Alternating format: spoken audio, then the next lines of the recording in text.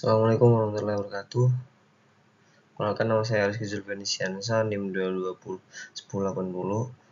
Jadi di sini saya akan menjelaskan tentang osilasi pegas berkode F2.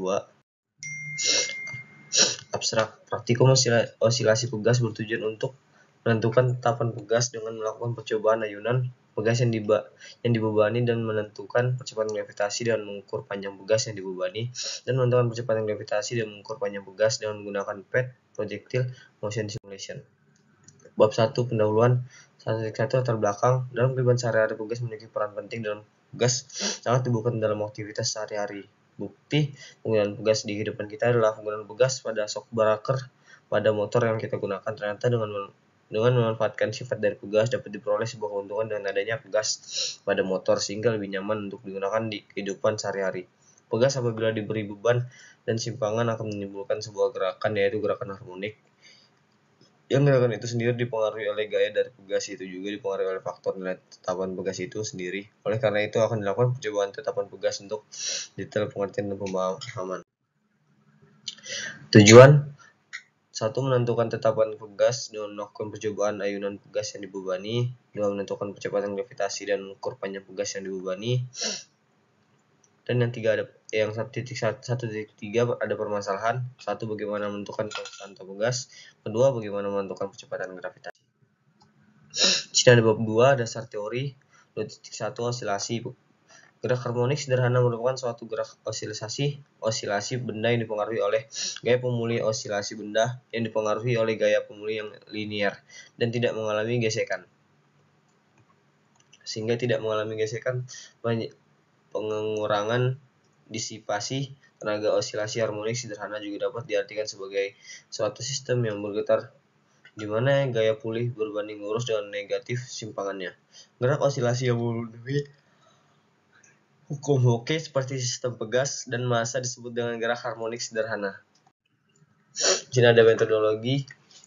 Bab 3.1 ada flowchart. Jadi kita bisa PET, start, buka link PET, projective motion, klik lab, tempatkan penggaris pada titik 0, berikan redaman dan atur skala, kemudian pilih slow dan displacement, natural length, atur variasi massa, atur nilai massa, kemudian gantungkanlah pada pegas, lalu tarik tabung dan lepaskan, lalu catatlah waktu yang diperlukan untuk 10, 20, 30 getaran petunjuk besar amplitudo.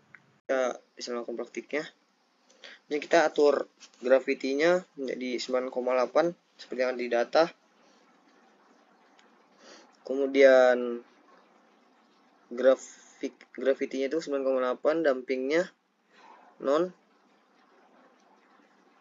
Kemudian masanya 50 sampai 80. Kemudian spring konstannya bikin 4. Lalu kita keluarkan penggaris.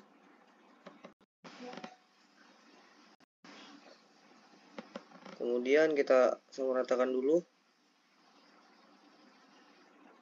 Jika sudah, kita taruh bebannya.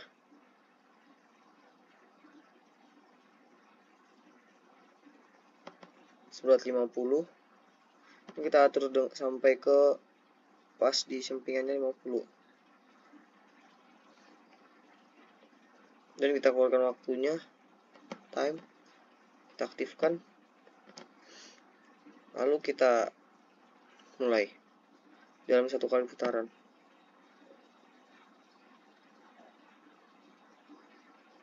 Nah, di sini kita mendapatkan 0,55.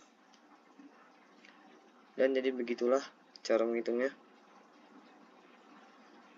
Ada alat penggaris, pistars, dan busur derajat pegas, bandul, beban tambahan. Prosedur kerjanya: siapkan beban statif dan mistar. 2. Gantungan pegas pada statif. Yang ketiga, jepit mistar pada penjepit yang terletak di bawah pegas dengan skala 0 tepat di bagian bawah pegas. Yang keempat, ukur dan catat pertambahan panjang pegas. Di sini ada tabel dari data 1 dan data 2 yang sudah kita cari. Kemudian kita bisa menghasilkannya. Jadi di sini kita mendapatkan hasil 453,212 dikurang 1040 6,836. Kemudian kita mendapatkan hasil 77.251,392 dan dikurang 7109.440. Kemudian kita mendapat hasil 141,952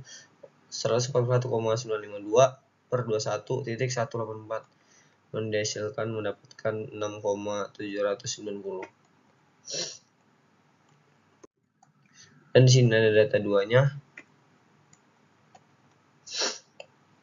Di sini kita mendapatkan hasil 6.216.128 dikurang 6.094.400 dibagi 1.102.784 dikurang 1.081 1.081.000.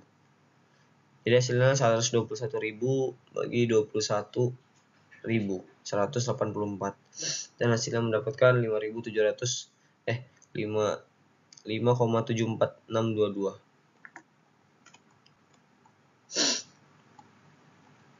Dan di sini kita mencari K-nya sehingga K sama dengan 4 per 2 per gradien K sama dengan 4 kurang 3,14 dibagi 5,74622. Jadi kita mendapatkan hasil K-nya 66,86336 kali 5. Dan di sini ada grafik datanya, ada data 1, M dan T-nya. Ini grafik data 1 M dan T 2-nya. Kemudian ada grafik data 2 M dan T. Dan ada data 2 M dan T 2-nya. Kemudian ada bab 5 kesimpulan dasaran. 5.1 kesimpulan, penambahan panjang pegas tergantung pada gaya yang diberikan. Semakin besar gayanya, maka semakin besar pertambahan panjang pegas. Inilah tetapan pegas berbeda-beda dari setiap pegas yang dipengaruhi oleh luas permukaan, negatif, gravitasi, suhu, dan diameter pegas. Yang terakhir ada 5 dasaran. Seharusnya harus lebih teliti dalam pengukuran panjang pegas, lebih fokus dalam menghitung jumlah osilasi yang didapatkan. Sebaiknya lebih berhati-hati dalam melakukan percobaan pada saat melepas beban supaya hasil yang didapatkan menjadi lebih spesifik. Sekian dan terima kasih.